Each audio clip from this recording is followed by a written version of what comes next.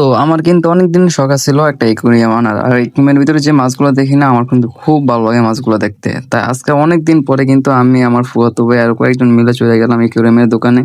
আর এখানে এসে যে একুরিয়াম গুলো দেখলাম আমার কিন্তু খুব ভালো লাগছে। আর এখানে দেখলাম যে গাপ্পি ফিশ আছে, সরি মলি ফিশ, এগুলো দেখতেছি বাচ্চা দিয়ে রাখছে। এখানে বাচ্চা কিন্তু অনেক ছোট ছোট, একটু ভালো কোয়ালিটির দেখা যাইতেছে না যেহেতু এটা কাচের মধ্যে আছে। আর একুরিয়াম গুলো কিন্তু অনেক সুন্দর, আর এখানে কিন্তু অনেক জোস জোস মাছও আছে। তো আমি কিন্তু একুরিয়ামের জন্য আমি কিন্তু ভিতরে যাই, দেন ভিতরে গিয়া ওনাদের লোকদের সাথে কথা বলি, দেন একটা একুরিয়াম আমি নিয়ে নিই।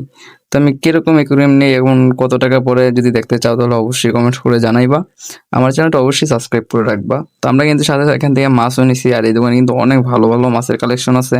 তো এখানে কিন্তু একটা ফাইটার ফিশ আছে, যদিও এটা একটু লো কালেকশন, মানে একটু ড্যামেজ আছে। আর এখানে আমরা দেখতেছি গাপ্পি ফিশ, গাপ্পি ফিশটা কিন্তু একদম ইয়াং, আমার মনে হয় এটা ডিম দিবে অথবা বাচ্চা দিবে।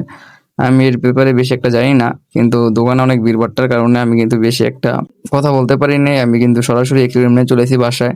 তো কিভাবে সেট আপ করছি যদি দেখতে চাও অবশ্যই কিন্তু ভিডিওতে লাইক করে বলবা এবং কমেন্ট করবা, চ্যানেলটা সাবস্ক্রাইব করে রাখবা। তো এখানে কিন্তু অনেক বড় বড় মাছ আছে, যদিও আমি বড় মাছ দিব না, আমি নিবো ছোট মাছ, কারণ আমার তো সব থেকে ভালো লাগে ছোট মাছ। আর আমি এরকম মাছ নিবো যে মাছ যে বাচ্চা দেয়।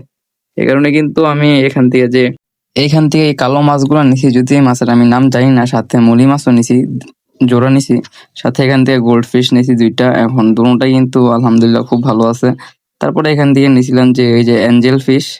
আর এখান দিয়ে সব থেকে কিন্তু ভালো লাগে আমার এই যে কালো মাছগুলো, অ্যাঞ্জেল ফিশ গুলো, এগুলো কিন্তু আমার ভালো লাগে, যদি এগুলো ডিম দেয় না। আর আমি এরকম মাছ চাই যে মাছ খুব তাড়াতাড়ি বাচ্চা দেয়, আমার কিন্তু ওই মাছগুলোই ভালো লাগে। তো আমি কিন্তু অনেক ভিডিওতে দেখছি যে গাপ্পি ফিশ, মলি ফিশ এগুলো অনেক ভালো, অনেক তাড়াতাড়ি বাচ্চা দেয়।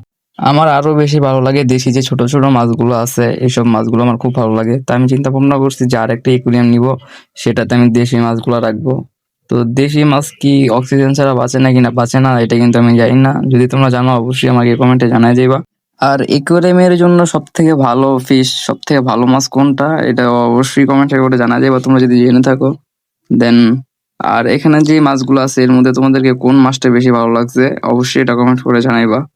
সাথে কোন মাছগুলো বেশি তাড়াতাড়ি বাচ্চা দেয় এবং কি ডিম দেয় ওইটার ব্যাপারে একটু জানালে আরো বেশি ভালো হবে। ইনশাল্লাহ আমি আরো ফিশ কালেকশন করব, আমার অনেক মাছ পালতে ইচ্ছা আছে।